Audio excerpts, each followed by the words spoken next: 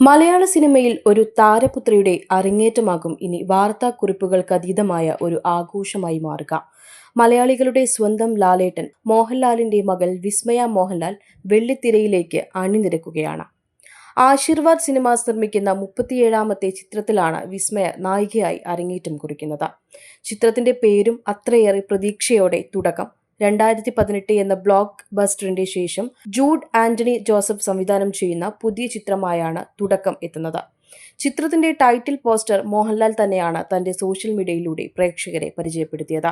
മകൻ പ്രണവ് മോഹൻലാൽ മുതൽ കല്യാണി പ്രിയദർശൻ വരെയും വെള്ളിത്തിരയിൽ നിറഞ്ഞതോടെ വിസ്മയയും സിനിമയിലേക്ക് എത്തുമോ എന്ന ചോദ്യത്തിന് ഏറെ കാലമായിരുന്നു കാത്തിരിപ്പ്.